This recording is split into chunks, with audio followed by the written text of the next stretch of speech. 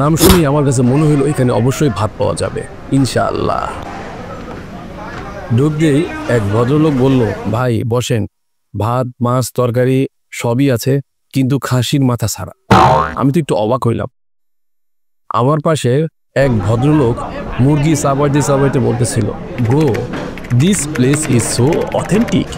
আমি তো শুনে অবাক হয়ে গেল। প্লেট ভর্তি ভাত আর মাছ ডাল নিয়ে বৈশা বললাম। হঠাৎ একটা শব্দ পাইলাম, একটা ফ্যান কাশতে কাশতে ঘোরা শুরু করলি। মনে হইল ফ্যানও গুলশানেকে ভাড়া দিতে দিতে একদম টায়ার্ড হয়ে গেছে।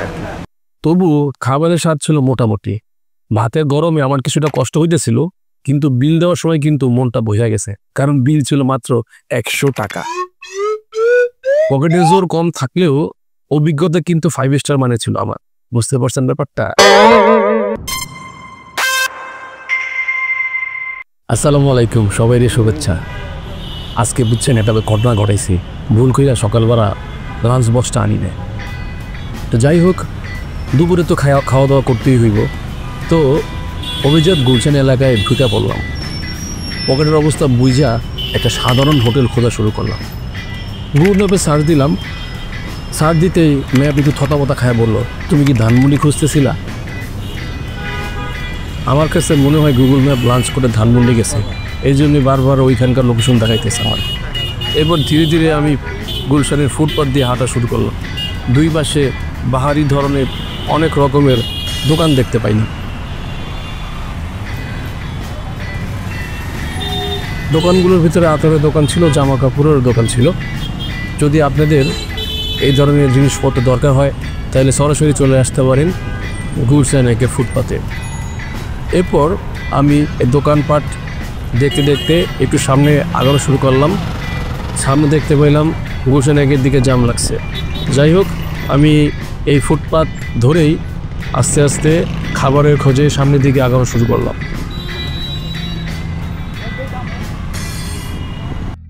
আসসালামু আলাইকুম, this is Shoaib Ahmed from voice of Dhaka. এই মুহূর্তে আমি চলে আসলাম গুলশান একে। এটা হচ্ছে গুলশান একে রবির পেছনে অফিস পাড়াতে চলে এসেছি। এখানে অনেক ধরনের রাস্তা এবং আশেপাশে ফুটপাতে অনেক ধরনের রেস্তোরাঁ আছে। তো আজকে আমি একটা রেস্তোরাঁ এসেছি। এখানে স্বল্প মূল্যে নাকি অফিস আওয়ারে খাবার পাওয়া যায়, মানে লাঞ্চ পাওয়া যায়। তো খাবারটা কেমন লাগে দেখি, সঙ্গে থাকবেন। যাই হোক, খুঁজে পেলাম একটা ছোট হোটেল। এর নাম হচ্ছে ঝাল রেস্তোরাঁ। নাম শুনেই আমার কাছে মনে হলো এখানে অবশ্যই ভাত পাওয়া যাবে ইনশাআল্লাহ। ঢুকতেই এক ভদ্রলোক বলল, ভাই বসেন, ভাত মাছ তরকারি সবই আছে, কিন্তু খাসির মাথা ছাড়া। আমি তো একটু অবাক হইলাম। আমার পাশে এক ভদ্রলোক মুরগি চাবাইতে চাবাইতে বলতেছিল, bro this place is so authentic. আমি তো শুনে অবাকই হয়ে গেলাম। প্লেট ভর্তি ভাত আর মাছ ডাল নিয়ে বৈশা বললাম। হঠাৎ একটা শব্দ পাইলাম, একটা ফ্যান কাশতে কাশতে ঘোরা শুরু করলি। মনে হইল ফ্যানও গুলশানেকে ভাড়া দিতে দিতে একদম টায়ার্ড হয়ে গেছে আর কি। আমাদের কাছে খাবার চলে আসলো। এখানে কি দেখতে পাচ্ছি যে এটা হচ্ছে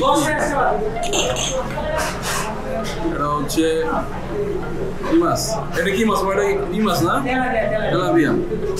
এটা হচ্ছে বেগুন। ডাল কি ফ্রি নেই টাকা? ডাল কিন্তু ফ্রি, ঠিক আছে? ডাল কিন্তু ফ্রি। দেখবো বলি বিসমিল্লাহ বলে।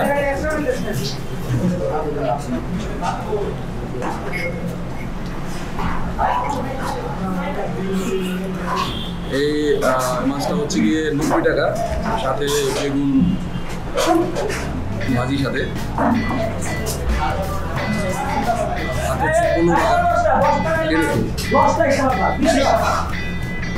যাই হোক, প্রথমবার খাবার মুখে দেওয়ার পরে আমার কাছে তেমন একটা খারাপ লাগেনি, মোটামুটি ভালোই লাগছে।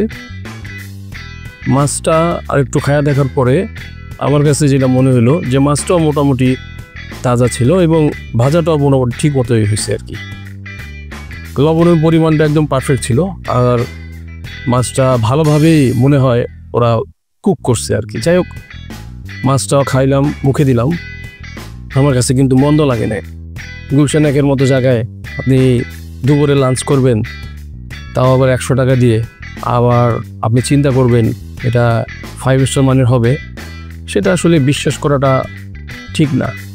তবে আমার কাছে ভালোই লাগছে লাঞ্চটা, মাছটা ভালোই লাগছে। আশপাশের লোকজন দেখলাম খুব আগ্রহ সহিত খাবার খাচ্ছে আর কি, তারা রেগুলারই খায়। আমি অনেকে জিজ্ঞেস করছিলাম যে ভাই প্রতিদিনই খান কিনা, অনেকে বললো মাঝে মধ্যেই খাই। তো তার মানে বোঝা গেল এই হোটেলের খাবারের মান মোটামুটি ভালো, মানসম্মত, এবং অনেক অফিসের লোকজন, টাই পরা ভদ্রলোক এখানে নিয়মিতই খেতে আসে।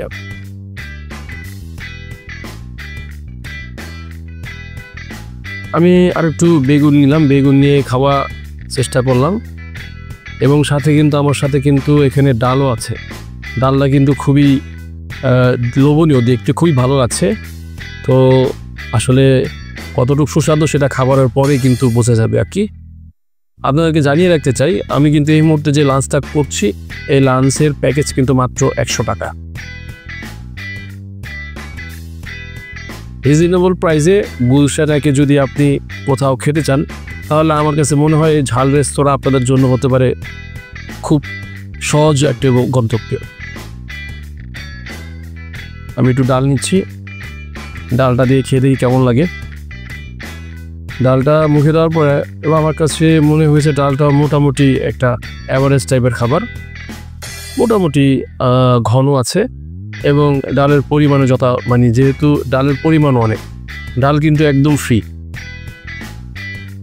এই জন্য আপনাকে কোনো পয়সা দিতে হবে না।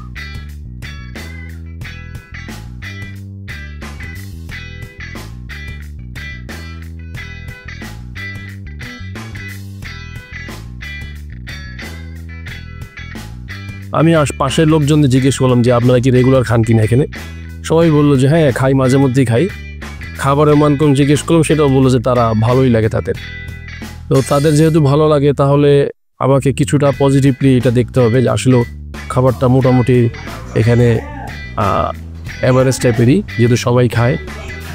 আসলে সত্যিকার অর্থে কি এখানে মাথায় সবসময় কাজ করে একটা জিনিস, ওই যে দামের জন্য খাবারটা অনেক ভালো লাগে আর কি, বুঝতে পারছেন? কারণ দামটা রিজনেবল, যেহেতু গুলশানে এই জায়গায় খাবারের মানের চাইতে খাবারের দামের প্রতি সবাই বেশি সতর্ক। তো ওই সতর্কতা অবলম্বন করেই সবাই খাওয়া দাওয়া করে, তো এই জন্য তাদের কাছে খাবারগুলো মোটামুটি ভালোই লাগে আর। তবু খাবারের স্বাদ ছিল মোটামুটি। ভাতের গরমে আমার কিছুটা কষ্ট হইতেছিল, তো যাই হোক, এখন খাবার দাবারের পালা শেষ, বিল দেওয়ার পালা, চলুন বিলটা দিয়ে আসি। কিন্তু বিল দেওয়ার সময় কিন্তু মনটা বোঝা গেছে, কারণ বিল ছিল মাত্র 100 টাকা। গুলশানে এমন লোকাল ফিল পেয়ে আমার কাছে মনে হইলো আমি যেন প্যারিসের ফুটপাতে বসা কফি খাইতেছিলাম আর কি। তবে একটু ঘাম বেশি ঝরতেছিল আমার আর কি। পকেটের জোর কম থাকলেও অভিজ্ঞতা কিন্তু 5 স্টার মানে ছিল আমার, বুঝতে পারছেন ব্যাপারটা?